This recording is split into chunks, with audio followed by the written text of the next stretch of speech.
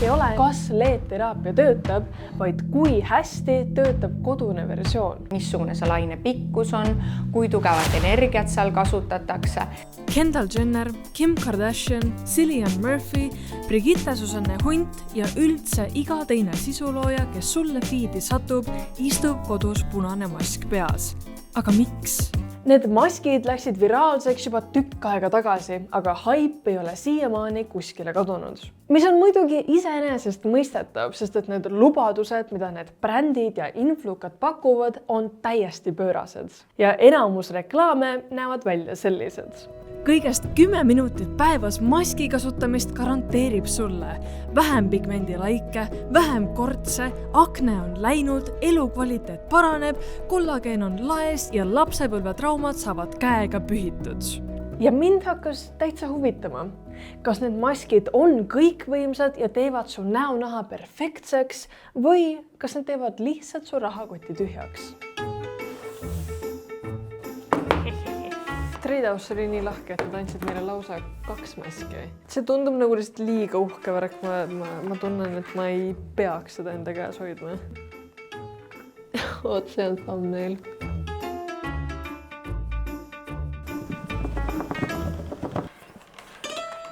Oba. See on natuke teissugune. Vaata, see on nagu lihtsalt tulukesed, aga see nagu peegeldab. Vaata, kui ma naeratan. Siin on nii valge. Aga alustame algusest. Mis asi see LED-teraapia mask üldse on? Põhimõtteliselt on see näomask, mille sees on väikesed LED-tuled. Mitte mingid kosmilised kristallid ega salatehnoloogia, lihtsalt valgus, erinevad värvivalgus. Ja idee on selles, et erinevad lainepikkused teevad nahaga erinevaid asju. Punane valgus on kõige kuulsam. See on nagu 8. maailma ime. See peaks stimuleerima kollageeni tootmist, vähendama kortse, pingultama rippuvat nahka, parandama nahal tekstuuri ja aitama isegi pigmendilaikude vastu. Põhimõtteliselt kõik probleemid saavad lahendatud. Peale selle, et mask teeb näosimesid, võid seda kasutada ka kaelal, rinnul, seljal ja ka peas juukse kasvu stimuleerimiseks. Sinine valgus on mõeldud aknele. See peaks aitama vistrike ja põletiku vastu, rahustama nahka, puhastama poore ja vähendama rasu tootmist. Siis on veel lilla, roosa, tsüaan ja nii edasi. Mõnes maskis on neid värve ja kombinatsioone nii palju, et ausalt see näeb välja nagu RGB mänguri klaviatuur, ainult et näos. Aga, siin on väike aga. Need samad uuringud ja tulemused, mida kogu aeg tsiteeritakse, on tehtud kliinikutes, spetsiaalsete seadmetega, väga tugevate LED-paneelidega ja kontrollitud tingimustes. LED-teraapiat on tegelikult juba aastaid kasutatud dermatoloogias, näiteks haavade paranemise toetamiseks, põletiku vähendamiseks, akneraviks, naha vananemise märkide leevendamiseks ja ka nahavähiraviks. Punast valgust me tegelikult kasutame samamoodi siin kliinikus, aga eelkõige nahakasvajate ravis. See on nüüd hoopis teine teema, aga tegelikult punase valgusega on tõesti näidatud, et see suudab parandada kollageeni produktsiooni, parandada naha elastsust ja võtta isegi sellist väikest kortsukest veidikene väiksemaks. Aga suurem osa nendest uuringutest on tehtud tugevate aparaatidega, mida ei anta kodusesse kasutusse, vaid need ongi, ütleme siis, kliiniku siseseks kasutamiseks. Et kui sa vaatad, siis ka see tulukeste arv, kõik on nagu oluliselt suurem, pluss siis need tulukesed annavad oluliselt suuremat nagu sellist energiat nagu välja. Et ütleme sellel punasel valgusel ja punasel valgusel on väga suur vahe, nagu ka ütleme, kui me räägime üleüldiselt lasermeditsiinis, siis seal tegelikult samamoodi, et ütleme, et IPL ja IPL ei ole täpselt samad, et hoolimata sellest, et neil on täpselt sama nimi, siis tegelikult aparaadi nagu võimalused ja võimekus on nagu oluliselt erinevad tegelikult. Ja nüüd me tuleme tagasi TikToki ja Instagrami maailma, kus sulle müüakse 10, 50, 100 või 400 eurost maski jutuga, et see on põhimõtteliselt sama asi, lihtsalt kodus. See on umbes sama nagu öelda, et jõusaal ja see üks hantel su voodi all on põhimõtteliselt sama asi. Kodused LED-maskid on oluliselt nõrgemad nendest masinatest, mida kasutatakse kliinikutes, sest see peab olema piisavalt turvaline koduseks kasutamiseks.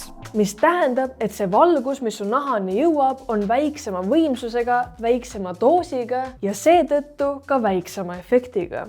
Ja siin hakkabki see teema minema huvitavaks. Küsimus ei ole enam, kas LED-teraapia töötab, vaid kui hästi töötab kodune versioon. Tegelikult ikkagi väga paljud patsiendid näiteks, kes on seda kodus kasutanud, ei ütle seda, et sellel on selline fenomenaalne, efekt. Aga jällegi kindlasti vaatajate hulgas võib olla inimesi, kes tunnevad, et see on nende naha olukorda parandanud, et mina ei ole siin inimene, kes ütleb, et ei, et see on placebo-efekt, et kui konkreetne inimene on tundnud, et see on tema nahka paremaks teinud, siis suurepärane. Ja need erinevad arvamused on väga okeid, sest et nahad, ootused ja rutiinid on väga erinevad.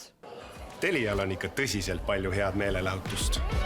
Eksklusiivsed saated Inspiras, populaarne streaming-teenus Netflix ja nüüd ka HBO Max. Ära jää ilma, liitu Telia TV-ga. Kui keegi kasutab LED-maski retinooli, päiksekreemi ja muude hooldusvahenditega, siis muidugi on tema tulemus parem. Ja see on ka üks olulisemaid asju, mida reklaamid ei ütle. See ei ole nahahooldus, see on lisand nahahooldusele. Kui sa muidu ei hoolitse oma naha eest, ei maga, ei joo vett ja sööd rämpsu, siis ega see mask sind väga ei aita. Samuti on neid maske nii palju erinevaid, reaalselt seinast seina. Sa saad osta 8-eurise või 650-eurise maski. Kas need on samad asjad? Ei. Kas on vahet sellel, kas ma ostan 10-eurise, mis on nüüd täitsa olemas on ja, või siis mingi 400-eurise? Ma julgeksin väita, et kindlasti on selles osas, et see ei ole mitte ainult see punane valgus, vaid see ongi, et missugune see laine pikkus on, kui tugevat energiat seal kasutatakse ja kui palju neid lampe on. Tugevust mõõdetakse millivattides ruutsentimeetri kohta. Uuringutes räägitakse, et kollageeni stimuleerimiseks on vaja umbes 6-10 ühikut energiat nahale. Kliinikus kasutatavatel masinatel on võimu kuni 200 millivatti ruutsentimeetri kohta. See tähendab, et nad saavad vajaliku energiakoguse nahale juba paari minutiga. No ütleme nii, et nagu ma ütlesin, sellistel võimsamatel masinatel see toime on, aga ma ütleksin isegi nendel nagu võimsatel masinatel. Näiteks meie oma kliinikus hoolimata sellest, et meil on see võimekus aparaadil olemas, siis tegelikult me seda patsientidele väga välja ei reklaami, sellepärast et see 10+ korda, mis ta peaks käima siis punase valguse ravis. Meil on paremad protseduurid, mida me saame teha 1-2 korda ja tegelikult see efektiivsus on oluliselt tugevam ja inimene ei pea oma aega siis raiskama ja nii palju käima mitmeid kordi kliinikus. 300-500 eurot maksvad maskid genereerivad tavaliselt kuskil 10-30 millivatti ruutsentimeetri kohta. Ehk selleks, et 6-10 ühikut energiat saada, pead sa sellega istuma umbes 10-20 minutit. Ja siis need odavad. Need jäävad tihti 2-8 millivatti vahele. Ehk kui su mask annab näiteks 3 millivatti, siis isegi 20 minutiga sa saad kokku ainult 3-4 ühikut energiat, mis on alla selle, mida uuringutes üldse peetakse mõistlikuks tasemeks. Paljud odavad maskid kasutavad suvalist punast valgust 625 nanomeetri juures. Kui seade selles õiges vahemikus ei ole, siis see ei tähenda, et see üldse ei töötaks, lihtsalt tulemused on väga väiksed ja ebatõenäolised. Kui sa kunagi üldse mõtled sellise asja ostmise peale, siis otsi mudeli nimega koos sõnu nagu Irradiance Test või Spectral Report. Tõsisemad brändid avaldavad kolmandate osapoolte mõõtmisi. Kui kuskil mingid numbreid ei ole, siis on üsna suur võimalus, et see seade on lihtsalt liiga nõrk, et midagi päriselt teha ja neid dokumente ei ole põhjusega avaldatud. Nii, matemaatika on nüüd tehtud ja sa oskad enam-vähem eristada maski, mis võib midagi teha, maskist, mis on sisuliselt lihtsalt kallis öölamp. Ja nüüd viimane suur küsimus. Kas sul on seda vaja? Aus vastus on, et LED-mask ei ole toode, mis sobib kõigile.